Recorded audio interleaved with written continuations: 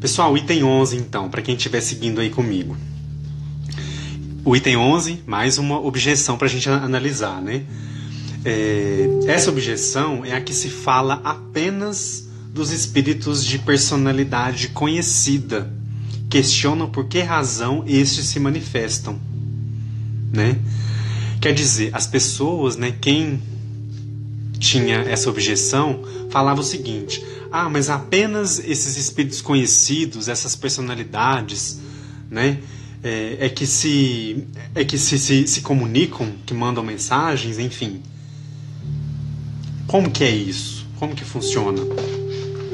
Personalidades conhecidas, né, que ele vai dizer aqui para nós. E aí, pessoal, olha só, Kardec alerta para essas pessoas, para essa objeção especificamente, que é um erro, né? É um erro que resulta de uma observação superficial. Porque se eu falo, só acontece...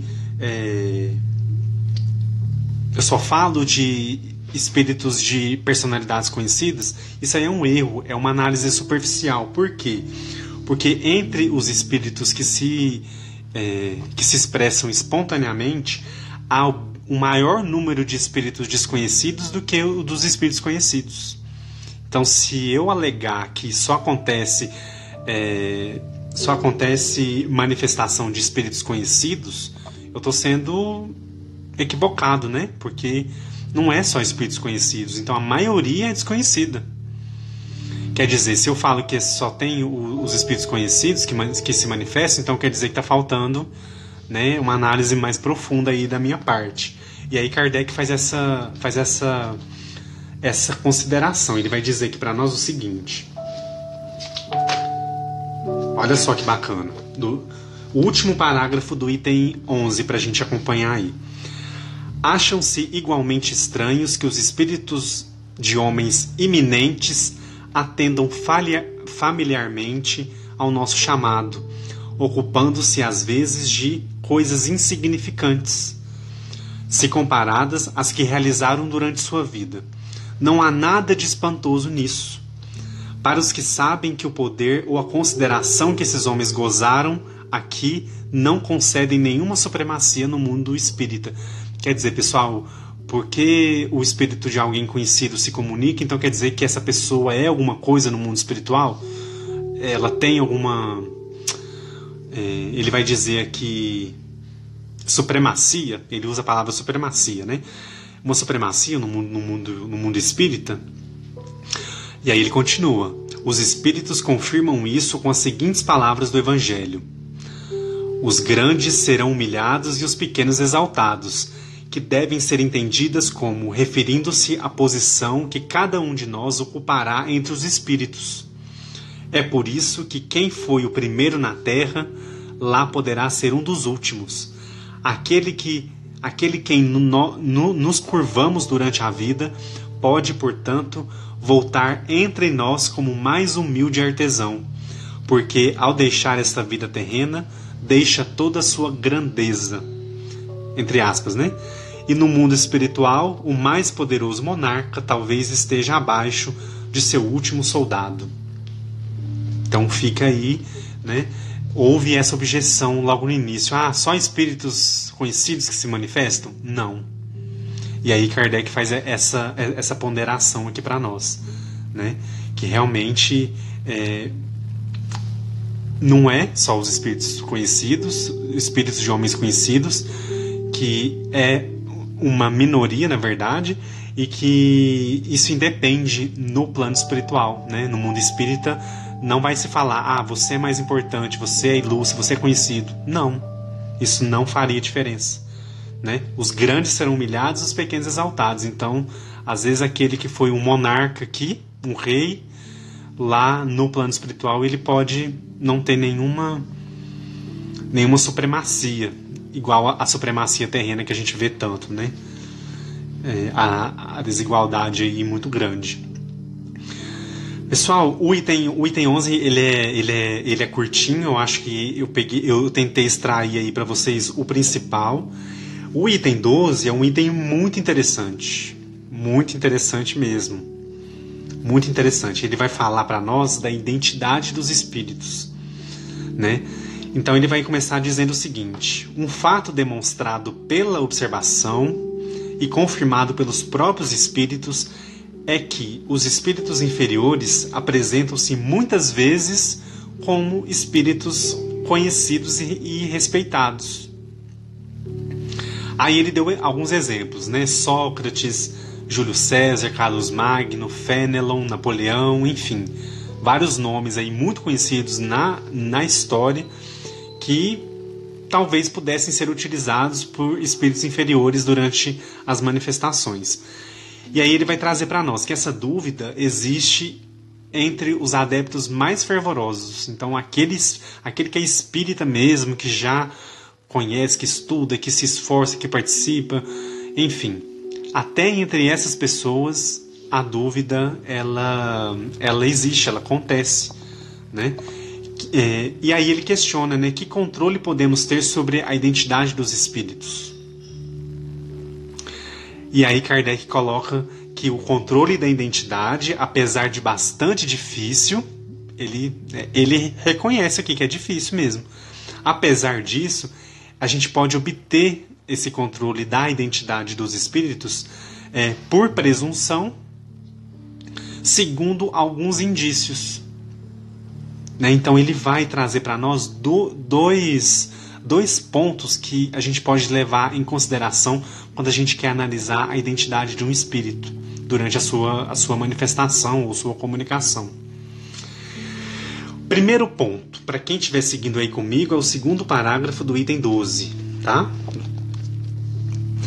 O primeiro ponto, ele vai dizer o seguinte: quando se manifesta o espírito de alguém que nos é pessoalmente conhecido, um parente ou amigo, por exemplo, principalmente se ele morreu há pouco tempo, acontece geralmente, de sua linguagem corresponder perfeitamente ao caráter que conhecíamos. Isso já é um indício de identidade. Então, quer dizer, é um indício já que mostra que aquele espírito que está se comunicando é realmente aquele parente, aquele amigo, enfim, aquela pessoa próxima. Mas a dúvida termina quando esse espírito fala de coisas privadas ou relembra circunstâncias da família que apenas o interlocutor conhece. Então, primeira coisa, é a forma como ele está dizendo. Já é um jeito da gente poder identificar. É a única, pessoal? Não é a única. Tá? É bom a gente lembrar, não é a única forma a linguagem corresponder, né, perfeitamente ao que a gente conheceu. Então, tem muitas pessoas que colocam em xeque algumas comunicações sérias, verdadeiras, de acordo com... Às vezes a linguagem ela foge um pouquinho do que... mas não é o meu filho, não é o meu amigo, não é fulano, porque ele não falava desse jeito, não usava essa palavra. Então, fica aí, né, pra gente poder ficar atento. E aí a dúvida... E aí, se houver essa dúvida, a dúvida ela vai terminar quando a gente identifica, quando o espírito conta para nós situações privadas, situações íntimas, familiares, cita nomes de pessoas, enfim. E aí a gente vai ter condição de saber que realmente é aquele espírito, né, que está ali se comunicando. Nessas situações, pessoal, quando o espírito traz algumas informações assim familiares, assim particulares, que não é de conhecimento público, né, Kardec até cita aqui: o cético mais convicto fica muitas vezes aterrorizado com as revelações inesperadas que lhe são feitas, né? Então a pessoa, mesmo o cético, naquele momento ali, ele fala: mas como assim, né? Então ele fica realmente surpreso com essa possibilidade realmente da comunicação. O segundo ponto aqui, o segundo indício que vai ajudar a gente a identificar o espírito que está ali se manifestando, diz o seguinte, já é no terceiro parágrafo aí, para quem estiver seguindo comigo. Uma outra circunstância muito característica serve de indício à identificação. Dissemos que a caligrafia do médium geralmente muda conforme o espírito evocado e que essa caligrafia se reproduz exatamente igual cada vez que o mesmo espírito se manifesta. Constatou-se inúmeras vezes que para pessoas mortas recentemente a caligrafia apresentava uma semelhança surpreendente com a caligrafia da pessoa quando viva. Viram-se assinaturas perfeitamente idênticas. Estamos longe Olha a consideração que Kardec faz aqui, pessoal, muito importante. Estamos longe, entretanto, apesar dessas duas formas que ele já enunciou aqui, estamos longe, entretanto, de citar esse fato como regra, e muito menos como constante. Então, é toda comunicação, toda psicografia que a gente vê que vai ser a letra do espírito, vai ser a mesma assinatura? Não. Kardec aqui já pode acontecer, é uma forma da gente identificar, mas não é toda. Apenas o mencionamos, né? Apenas mencionou essa possibilidade como algo digno de nota. Então é uma forma da gente identificar, mas ela não é constante. Então depende aí de várias situações, de vários casos, para que seja realmente a mesma letra, a mesma caligrafia. Eu já vi psicografias que obedeciam, assim, livros, né? Em livros de estudo, de comparação ali, mostrando como é que era a assinatura do espírito enquanto encarnado e depois a assinatura que foi feita na psicografia. Então, realmente é uma coisa possível, mas ela não é uma regra, né? Então a gente pode ter já essa percepção. E aí, pessoal, um pouquinho mais abaixo, ele vai falar um pouquinho sobre um outro assunto também que eu acho importante a gente comentar aqui. Que ele vai dizer o seguinte: quanto aos espíritos que se servem de nomes respeitáveis, logo se traem por sua linguagem e por suas máximas. Então, quer dizer, um espírito inferior que se apresenta com o nome de um espírito respeitado, né? Um espírito que realmente, né, a gente espera uma mensagem de tom elevado, uma mensagem mais filosófica. Logo se traem por sua linguagem e por suas máximas. Aquele, por exemplo, que dissesse ser Fénelon, olha o exemplo que ele vai dar aqui para nós. Aquele que dissesse ser Fénelon e que ferisse, mesmo que acidentalmente, o bom senso e a moral, já estaria mostrando a fraude. Então, se o espírito se apresenta falando que ele é Fénelon, que ele é alguém, que ele é, enfim, algum outro nome, mas ali, em algum momento da mensagem, aquela mensagem não está de acordo com a ordem desse espírito, pessoal, já é um indício ali, já está mostrando que é fraude. Então, pensa, um espírito superior, elevado, de muita luz, tem a possibilidade de se comunicar. E aí ele fala alguma coisa que não está em consonância com os valores, as virtudes mais elevadas. E aí?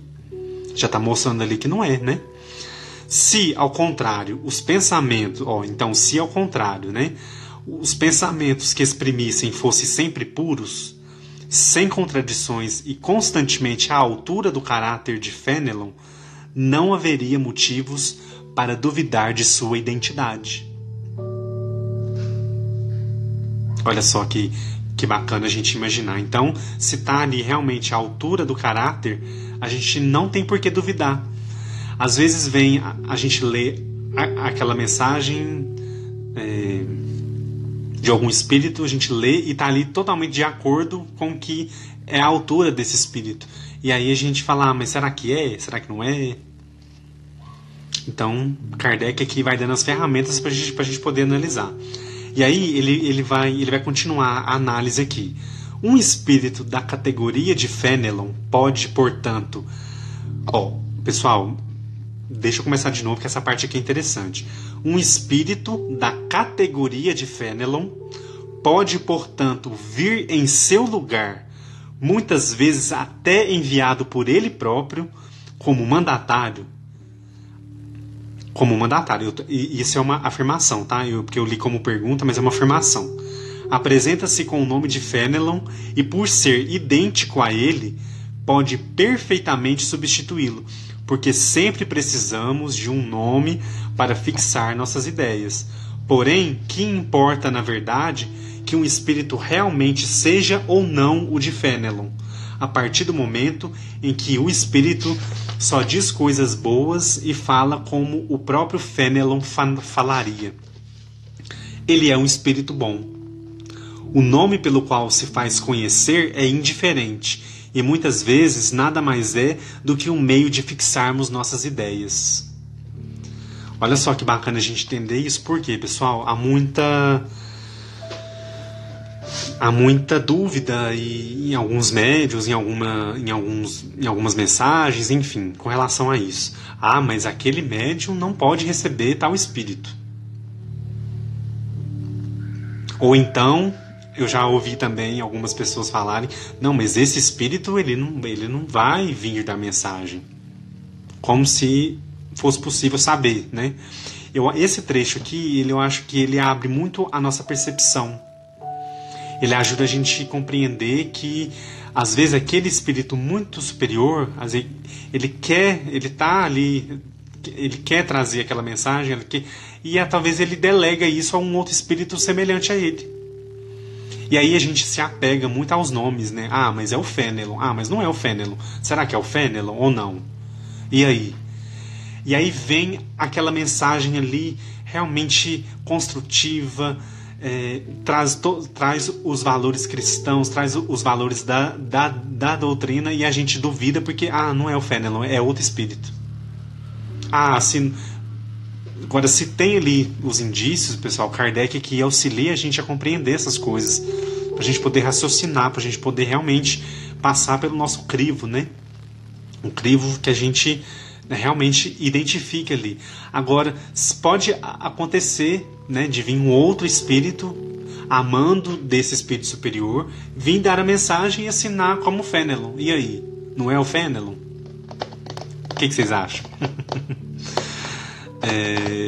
Então, que bom que a gente tem essa possibilidade de entender isso, para a gente não colocar em xeque nem a mensagem, nem um médium, nem um espírito, né? Então, a gente vai ter condição de avaliar de uma forma mais justa, né? Eu acho que Kardec vai trazendo esses elementos para a gente analisar de uma forma mais justa. E aí, pessoal, Kardec aqui, logo no final, ele vai reforçar mais uma vez: nunca é demais repetir que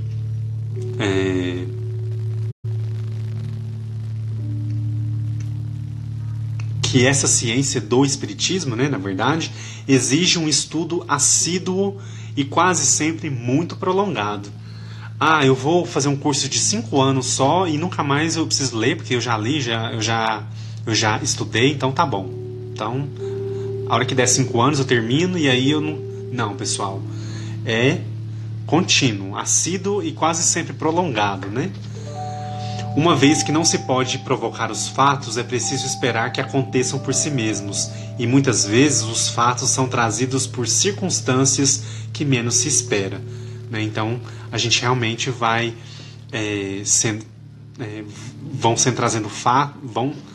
vão acontecendo fatos para que a gente possa ter condição de analisar, possa ter condição de realmente aplicar a nossa reflexão. Porque a doutrina, pessoal, acima de tudo, né, o que eu acho mais bonito é que ela não impõe nada, ela mostra. E aí ela te convida, Kardec mesmo, durante a codificação, a gente está vendo aqui durante o estudo, durante as leituras, o quanto Kardec ali vai mostrando para nós. Ele não está impondo nada, ele não está... não, toda e qualquer refutação não vai ter espaço aqui. Não, ele pega aquela refutação e mostra, olha, isso, né? Então, a doutrina espírita, o que eu acho mais bonito, ela não impõe, ela nos convida a gente perceber, a gente construir, a gente refletir. É um convite constante. Então, aqui é um exemplo, né? Eu sempre falei isso para vocês, e aqui durante a leitura, durante o estudo, a gente vai percebendo o quanto Kardec vai realmente convidando a gente e reforçando a importância do estudo, reforçando a importância do critério, da reflexão. Ela tem que passar tudo tem que passar pela nossa reflexão.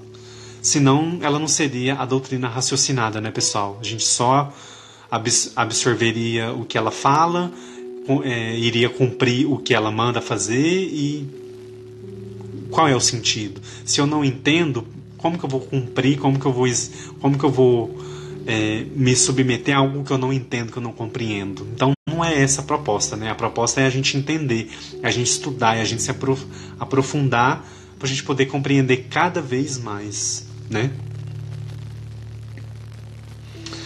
Vamos seguir então, para a gente não atrasar muito. Lá no item 13, para quem estiver seguindo aí comigo, nós vamos falar um pouquinho, rapidamente, sobre a divergência que existe na linguagem dos espíritos. Só um segundinho, pessoal.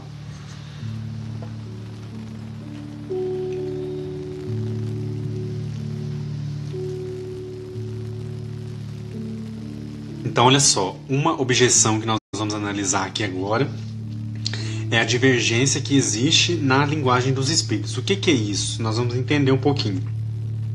Kardec fala aqui para nós que o ponto essencial que a gente precisa compreender é a quem se dirige a mensagem, a comunicação.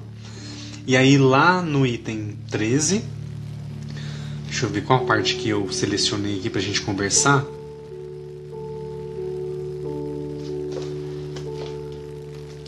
Deixa eu ver se é isso aqui mesmo. É isso mesmo. Lá no terceiro parágrafo vai dizer o seguinte, do meio para o final, tá? Vários anos são necessários para formar um médico de nível médio. 3/4 da vida para se formar um cientista. E há quem pretenda adquirir em algumas horas a ciência do futuro. Que ninguém, portanto, se iluda. O estudo do espiritismo é imenso, abrange todas as questões da metafísica e da ordem social. É todo mundo que se descortina à nossa frente. Deve se espantar de que isso exija tempo, e muito tempo, para ser apreendido? Então a pergunta, né, que fica. Deve se espantar que isso exija tempo e muito tempo para ser aprendido? Pessoal, quando ele fala ciência do infinito aqui, a ciência do infinito é o espiritismo, né? A doutrina espírita. Então, se para se formar um médico, mais ou menos, quantos anos que leva para um médico se formar? Quanto tempo de vida que um cientista precisa estudar para que ele se torne realmente um cientista? Então, Kardec chama a nossa atenção aqui, para a gente não se iludir, que o estudo do espiritismo ele é imenso. A gente não pode reduzir a doutrina, a gente não pode reduzir todos esses temas, todo esse conhecimento que foi trazido para nós através da codificação como algo pequeno, como algo secundário, como algo... E a gente sabe o quanto é importante, né? A gente tem a noção, nós já temos essa noção do quanto é importante, do quanto realmente se faz necessário a gente se aprofundar, né? E aí ele diz, é todo um mundo que se descortina à nossa frente. Então aquele véu ali que está na frente, que está tampando a gente de ver tantas coisas, ele vai sendo tirado aos poucos. Quanto mais a gente lê, mais a gente estuda, mais a gente participa da prática na casa espírita também, esse véu ele vai se abrindo, ele vai se descortinando, né? Então realmente a gente precisa de tempo. É 1 ano, é 2 anos, é 5 anos, uma vida inteira. E talvez nem durante uma encarnação inteira a gente vai conseguir estudar tudo também, né? Talvez não. Mas o que a gente conseguir, o que a gente se dedicar com amor, com verdade, vai ser o suficiente para a gente nesse momento. E aí, quem sabe, no plano espiritual, numa próxima vida, a gente continue de onde a gente parou, né? Durante a gente... de onde nós paramos, para a gente poder complementar sempre esses ensinamentos.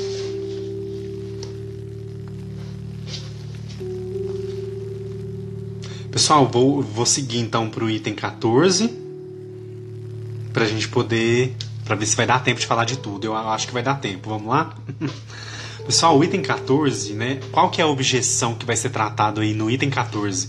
É a objeção os erros de ortografias cometidos por alguns espíritos. Vocês acreditam que isso também foi objeto de de objeção, objeto de argumentação contrária à manifestação dos espíritos, erros de ortografia. Eu me surpreendi com isso, apesar de já ter lido a introdução em outro momento, eu não me lembrava disso. E é interessante a gente voltar, né, para a gente poder reforçar o que a gente não conseguiu apreender, né? Pessoal, então olha só, Kardec analisa então a ortografia dos espíritos, né? Deixa eu ver o que ele fala aqui para nós. Olha só, a ortografia dos espíritos, deve-se dizer, nem sempre é impecável, mas só a falta de argumento pode torná-lo objeto de uma crítica séria. Quer dizer, ele chama isso de uma falta de argumento, sob a alegação de que, se os espíritos tudo sabem, eles devem saber ortografia.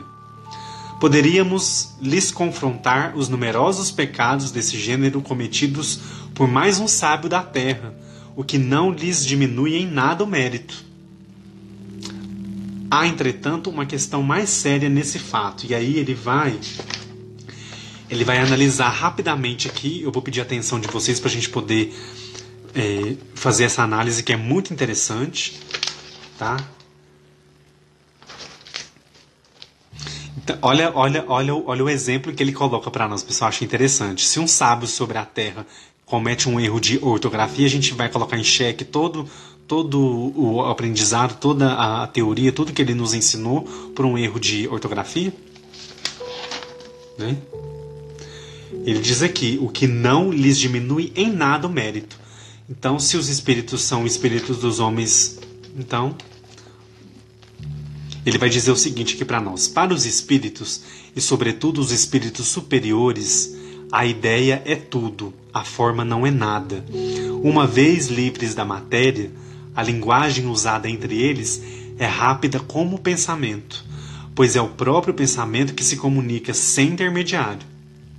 Assim, eles devem sentir-se constrangidos quando, para se comunicarem conosco, são obrigados a utilizar formas longas e complicadas da linguagem humana, tendo dificuldade para expressar suas ideias, principalmente devido à insuficiência e à imperfeição dessa linguagem.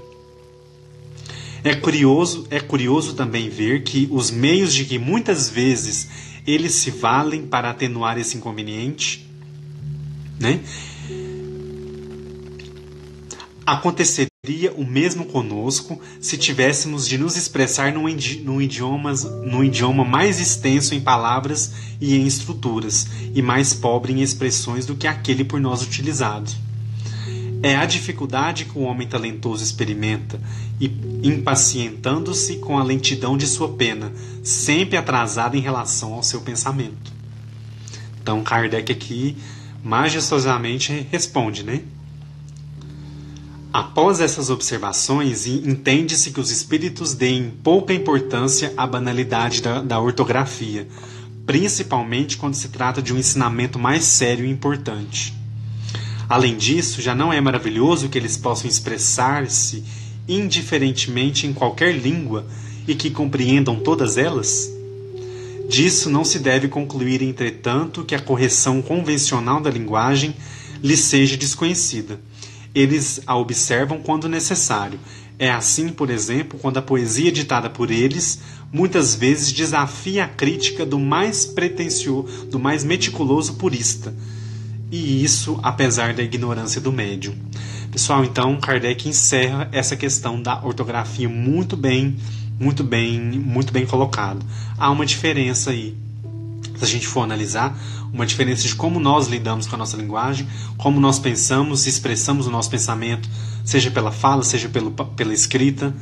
Então, quando a comunicação entre o plano espiritual e o plano físico, o mais importante que está acontecendo ali é a expressão da ideia. Ele fala aqui: a ideia é tudo, a forma não é nada. Então, se eu escrevi uma mensagem belíssima e teve um erro ali de ortografia, eu vou desperdiçar toda aquela mensagem, aquele conteúdo ali doutrinário, aquele conteúdo cristão, aquele conteúdo elevado, porque houve um erro de ortografia? Não faz sentido. E aí, então, Kardec expressa aqui para nós. Para os espíritos e, sobretudo, os superiores, a ideia é tudo, a forma não é nada. O mais importante é que venha esse conteúdo e que ele seja compartilhado. E aí, isso acontecendo realmente o que é mais importante. É o que Kardec vai nos chamar a atenção aqui. Mas isso não quer dizer, claro, né, como ele fechou aqui nesse último trecho, de que o espírito ele não procure uma aproximação com a língua que ele vai se comunicar. Né? Então, há um esforço também da parte deles de se comunicarem conosco, de fazer com que a nossa linguagem, que ainda é restrita, o que eles querem trazer seja aplicado e consiga realmente chegar para nós na matéria através da incorporação, ou da psicografia, ou da psicofonia, enfim. Então fica aí mais um dado importante para a gente analisar, né, dessas objeções. No item 14, pessoal, Kardec faz uma análise aqui muito interessante. Então eu vou comentar rapidamente, mas vocês devem ler o item 14 também. Ele vai questionar a seguinte objeção, olha só. Alguns que se dedicaram aos estudos, a esses estudos de tudo que a gente está falando aqui, perderam a razão. E aí então Kardec é questionado por isso. Por que as pessoas que estão estudando isso, que estão pesquisando isso, perderam a razão? O perder a razão aqui a gente vai entender por loucura. Né? Se tornaram loucos. Viveram esse processo mental, né? E aí Kardec é questionado com relação a isso. Pessoal,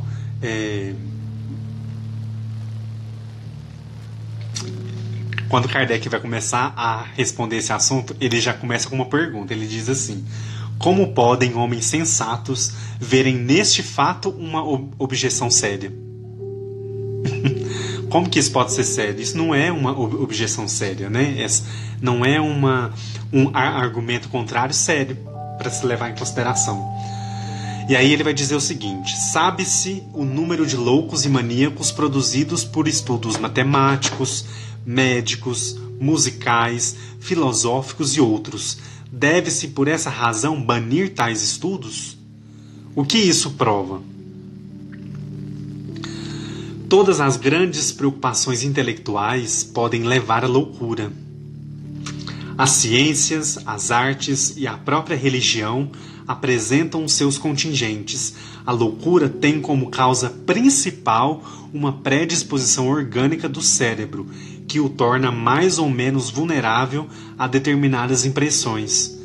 Ao haver uma predisposição à loucura, esta irá se manifestar como uma preocupação central, que se tornará uma ideia fixa. Essa fixação poderá ser pelos espíritos no caso de quem se ocupa disso, como poderá ser por Deus, pelos anjos, pelo diabo, pela fortuna, pelo poder, pela arte, por uma ciência, pela maternidade ou por um sistema político e social. Então, Kardec questiona. Não é porque as pessoas estavam estudando os fenômenos, estudando o espiritismo, se dedicando, que elas se tornariam loucas. Então ele explica isso. Essa fixação pode ser por qualquer outra coisa. A pessoa já tem aquela predisposição no cérebro, né? Digo, portanto, que o espiritismo não tem nenhum privilégio nesse assunto.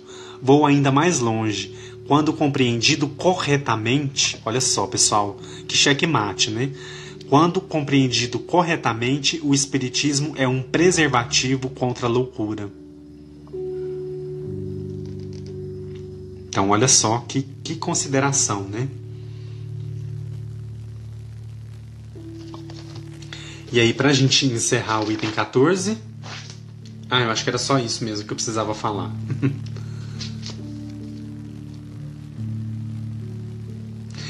Ele faz um comentário aqui também interessante. Ele diz o seguinte: que os incrédulos riam o quanto quiserem, né? Aqueles que não acreditavam no espiritismo, nos fenômenos, enfim. Eu lhes desejo as consolações que o espiritismo proporciona a todos aqueles que se dão ao trabalho de sondar as suas misteriosas profundezas. Então quer dizer, aqueles que se dedicam a entender, a buscar informação, a se nutrir de conhecimento do que era a doutrina, do que é a doutrina.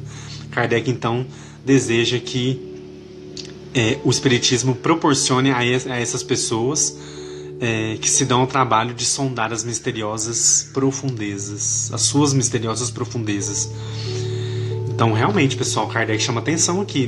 Você não acredita, mas eu te desejo, né, que as consolações que o Espiritismo proporciona a todos, principalmente aos que se dedicam a entendê-lo, a estudá-lo, a aprofundar, né, o quanto for possível.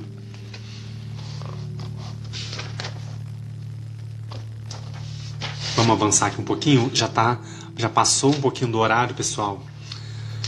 Deixa eu ativar aqui de novo. Deixa eu ver aqui.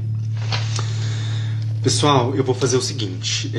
Eu não vou conseguir falar sobre o 16 e o 17. Nós já passamos do horário.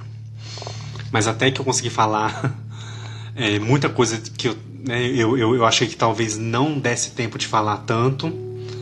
Mas eu me programei para falar até o 17. Eu vou pedir para vocês o seguinte, para vocês lerem o 16 e o 17. Lá no 16 vai ser falado sobre duas análises, né? Ele vai analisar duas objeções que realmente são objeções. Porque até agora ele refutou algumas, mas não merece nem levar o nome de objeção. Mas lá no item 16... ele vai analisar duas objeções que realmente merecem o nome de objeção, né? E baseadas em teorias racionais. Essa aqui eu teria que ter um pouquinho mais de tempo para explicar, infelizmente. Tá, pessoal? Então eu vou pedir para que vocês leiam. Essas duas teorias que eu estou falando aqui, né? Essas duas objeções, elas admitem a realidade dos fenômenos, só para vocês terem uma noção. Depois vocês leem, tá? Essas duas objeções, elas admitem a realidade dos fenômenos materiais e morais, mas excluem a intervenção dos espíritos. Quer dizer, essas duas correntes aí, essas duas intervenções, elas têm bases racionais, elas acreditam nos fenômenos, mas elas não consideram os espíritos como... elas excluem a intervenção dos espíritos. Elas acham que é outra coisa, mas que não é espírito que provoca os fenômenos. Tá bom? Então vale a pena. Eu tinha selecionado alguns trechos aqui para a gente comentar, mas não vai dar tempo, infelizmente. O item 17, né, que é o último item, ele vai falar um pouquinho sobre o ceticismo com relação à doutrina, né? Que o ceticismo não é um resultado de uma oposição sistemática, mas que ele vem de um conhecimento incompleto dos fatos, né? E que impede as pessoas de se aprofundarem, de entender o que realmente é o Espiritismo. Tá? E deixa eu ver aqui o que dá pra gente falar. Lá no item 17 também, rapidamente, lembrando que vocês vão ler o 16, tá? Não deixam de ler, para vocês entenderem o que Kardec passou quando as pessoas não acreditavam que era intervenção dos espíritos. Então, até aqui, as pessoas... Kardec foi trazendo as informações, foi investigando, foi pesquisando, e mesmo até aquele ponto ali, pessoal, ainda tinha objeções de que não era espíritos. Não era, né? Eu até posso acreditar nos fenômenos, mas isso não é espírito, isso é outra coisa. E aí lá fala um pouquinho disso, vale a pena ler, tá? E aí, pra gente finalizar,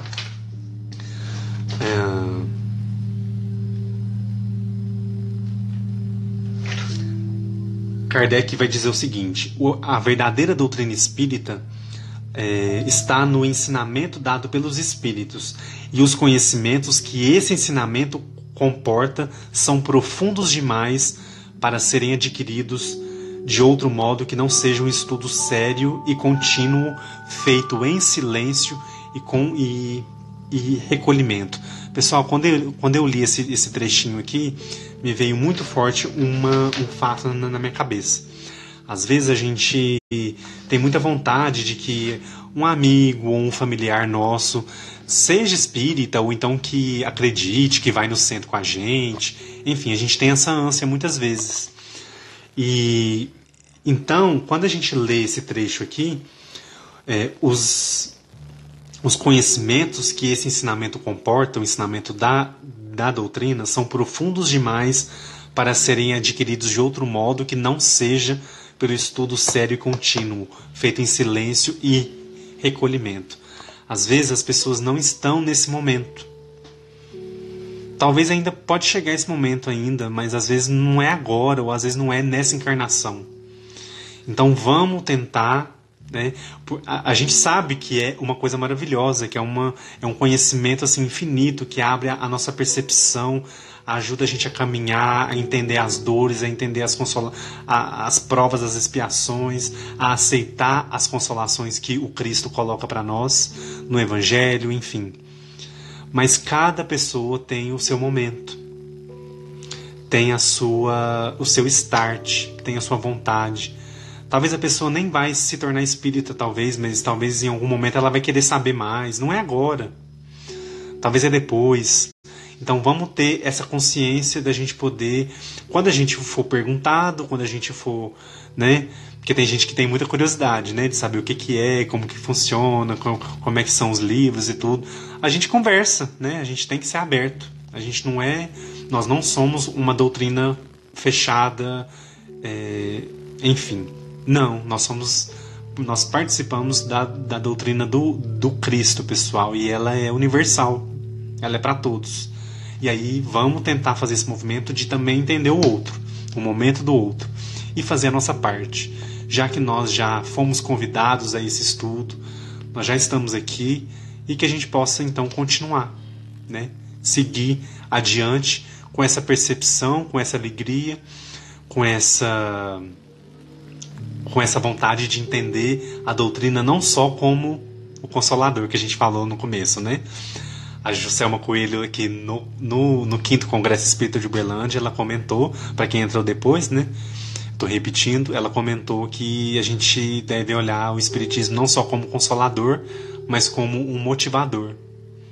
Então é esse motivador que nos impulsiona, né? Para a gente poder seguir adiante, poder entender as coisas que acontecem com a gente. O estudo de Allan Kardec, ele é primordial para a gente que quer aprender, para a gente que quer entender cada vez mais, que a gente quer levar a doutrina de uma forma séria, de uma forma disciplinada, principalmente. Mas cada pessoa tem o seu tempo, tem o seu momento, e a gente tem que respeitar isso sempre, né, em todos os momentos. Deixa eu ver aqui.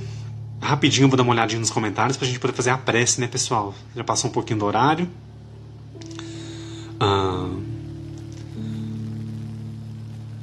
A Wink, o exemplo é o melhor caminho, verdade. Eu acho que o exemplo ele muda muito. Quando as pessoas nos veem estudando com uma certa serenidade, com uma certa tranquilidade, um certo equilíbrio, né, e as pessoas vão de alguma forma querer saber, nossa, mas fulano reagiu daquela forma, tão equilibrada, tão bem. Por quê, né?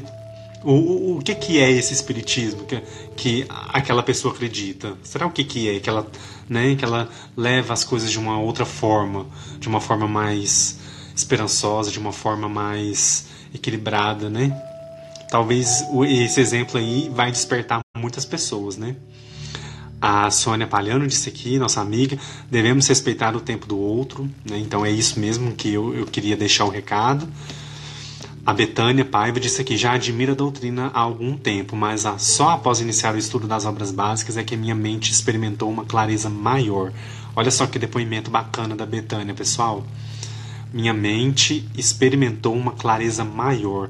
Cada vez mais, quanto mais a gente continuar, quanto mais a gente for acrescentando outras leituras, outros textos e participando de estudo, participando da Casa Espírita, enfim, quanto mais a gente for buscando esse conhecimento, mais ele vai chegando e ele vai transformando as nossas vidas, né?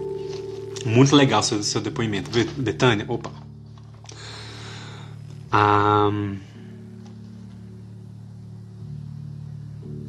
O Josivan disse aqui: tenho curiosidade, busco ler a respeito desde criança, mas não percebo o chamado. Josivan, às vezes a gente fica esperando aquele sinal, né? Aquela coisa assim, nossa, alguma coisa vai acontecer, ou então eu vou ouvir alguma coisa vai chegar até mim. Eu acho que o chamado já aconteceu.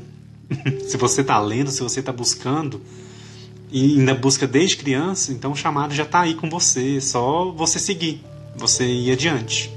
Tá bom? A Graça Salles disse que obrigado, Edu, por excelente explicação. Jesus abençoe você, te dê força, muita luz para você. Obrigado, viu, Graça? A Ana Simon, nossa amiga, disse aqui: descubra a verdade e ela te libertará. Com certeza, né? Ela vai pouco a pouco, vai nos libertando aí das amarras que a gente vai colocando na gente mesmo, né? A Lameire disse aqui: Edu, eu como cuidadora de pacientes especiais estou numa luta em que o paciente é muito inquieto, mas está sendo muito maravilhoso, né? As lutas diárias nossas, né, Lameire? Mas a gente vai exercitando a nossa paciência, né? Como eu falei no início, que é muito importante, e a gente vai conseguindo vencer aí cada batalha no dia a dia. Mas boa sorte para você já está no caminho aí, viu? Com certeza. M. Portásio, gratidão por estudo tão edificante, obrigado pela presença. Me passa $1, tá dizendo aqui. Como aproximar alguém do espiritismo, né? Eu acho que é um pouquinho do que a gente falou agora, é a questão do exemplo, né? A M. Portásio aqui ainda diz, pelo exemplo. Eu acho que é pelo exemplo mesmo, não, acho que não tem outra forma, né? E aí, às vezes, pessoal, a maioria das vezes as pessoas até chegam, até vão e tudo, mas é difícil a gente ficar de primeira. Eu mesmo não fiquei de primeira. Eu fiquei de terceira. Acho que foi na terceira vez que eu fui que eu fiquei. Segundo ou terceiro. Enfim, mas assim, é o tempo, né? Então, quando chega o nosso tempo, o nosso momento, a gente se dedica, a gente vai, a gente realmente escuta esse chamado aí, né? Mais forte.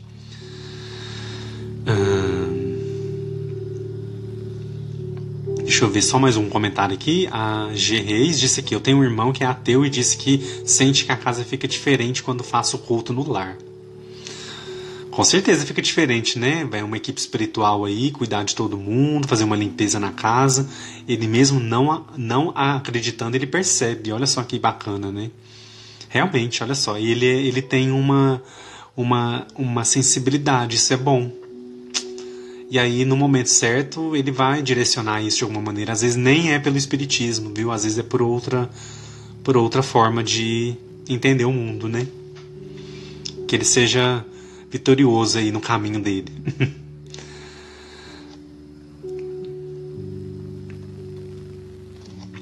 Pessoal, vamos fazer a prece então. Eu acho que dá tempo, né? Antes da live encerrar. Vamos fazer a prece para a gente poder encerrar. Muito obrigado pela presença de todos vocês. Infelizmente não consegui falar sobre o 16 e o 17. O 17 eu comentei rapidinho. O 16 eu vou pedir para vocês lerem, que é interessante. Tá? E qualquer dúvida que vocês tiverem, me envie direct. E semana que vem, deixa eu mostrar para vocês, nós vamos iniciar então nosso estudo do livro Filosofia Espírita. Tá? Filosofia Espírita pelo Espírito Miramês. Nós vamos estudar as questões 1, 2 e 3 do Livro dos Espíritos pela visão de Miramês. Tá bom? Então, se vocês puderem ler as 3 questões, que é pouquinho, lê, e aí durante a live a gente vai aprofundar, a gente vai ver o que Miramês fala sobre essas questões, e a gente vai conseguir ter um olhar um pouquinho mais aprofundado, com certeza, do que se a gente estivesse sozinho, enfim, lendo sozinho no nosso estudo. A gente vai conseguir, então, aproveitar um pouquinho mais. Muito obrigado a Marciele, Silvia, Campeão RJ, Nameire, Ruth, Bebel, Leide. Pessoal, vamos então nos preparar para a nossa prece? Vamos lá, então.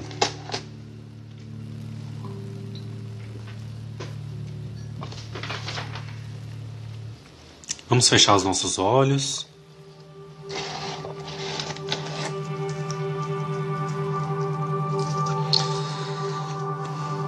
Vamos elevar os nossos pensamentos a Deus, a Jesus, nosso Mestre.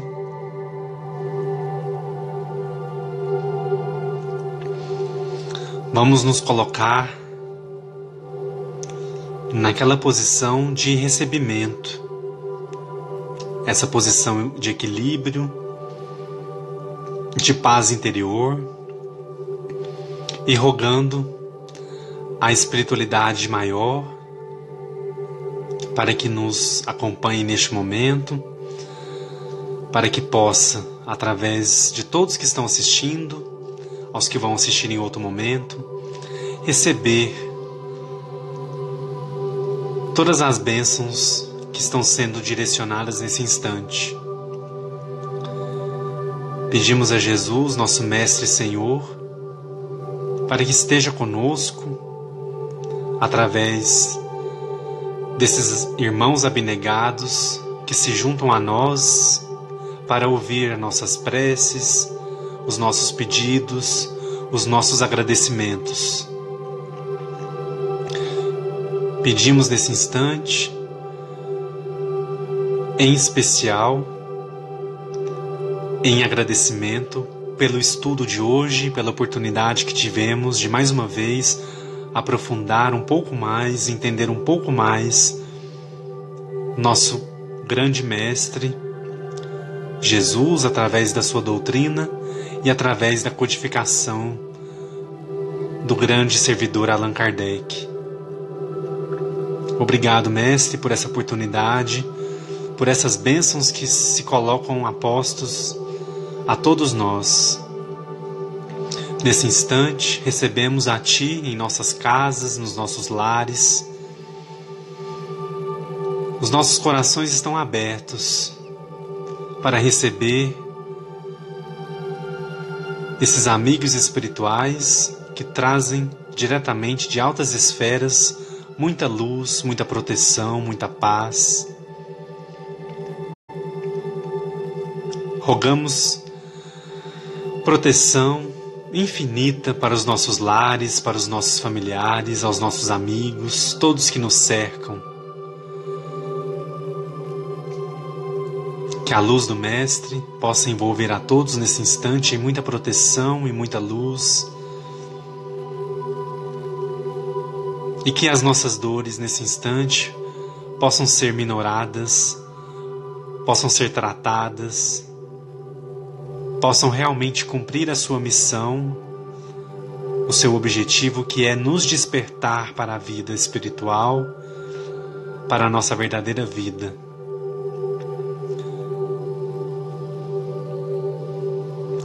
Expandimos agora nesse instante essa vibração de amor, essa vibração de proteção, de luz, a todos os nossos irmãos que estão em sofrimento nesse instante, em especial as vítimas pelas chuvas aqui do estado de Minas Gerais, a todos os familiares dos desencarnados, aos que estão desabrigados. Pedimos a Jesus nesse instante que estenda sua mão dadivosa, sua mão carinhosa sobre todos esses irmãos que estão passando por esse sofrimento terrível, que é a perda do seu ente querido, a perda do seu lar, a impossibilidade de estarem instalados em seus lares. Que Jesus, em sua infinita bondade, estenda sobre todos eles, a todas as vítimas nos outros estados, Rio de Janeiro, Espírito Santo, a todos que nesse instante padecem dessa terrível tragédia, dessa terrível situação das chuvas, e que possam receber em seus corações um alento consolador de que tudo passa, de que tudo se transforma e que a dor sentida hoje vai se transformar em aprendizado, vai se transformar em paz no futuro. Por isso, Mestre, que os teus filhos amados, nesse instante, possam receber diretamente de Ti e de toda a equipe espiritual um alento em seus corações.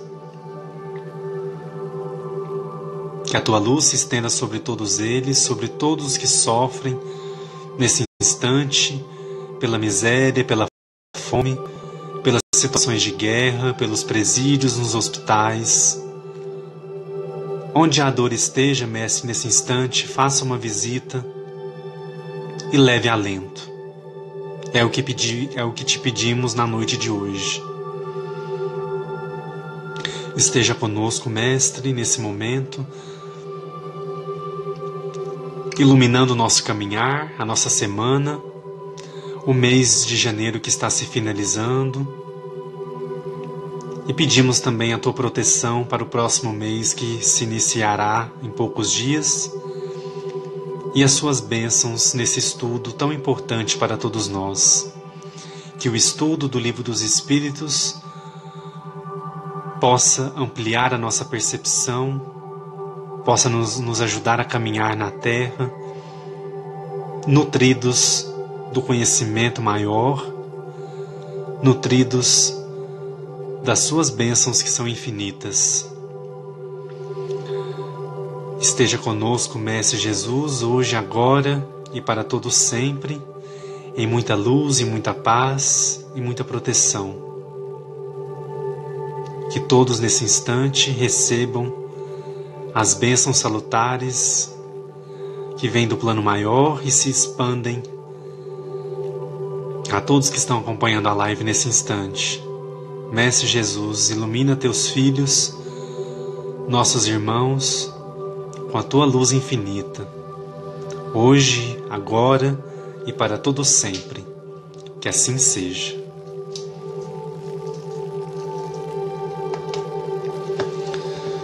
Que assim seja, Mestre. Obrigado a todos que estão participando aí, que estiveram comigo na noite de hoje, e que Jesus possa estar com vocês, ajudando, amparando, aconselhando, sempre que a gente possa estar de corações abertos para comungar sempre com a espiritualidade maior.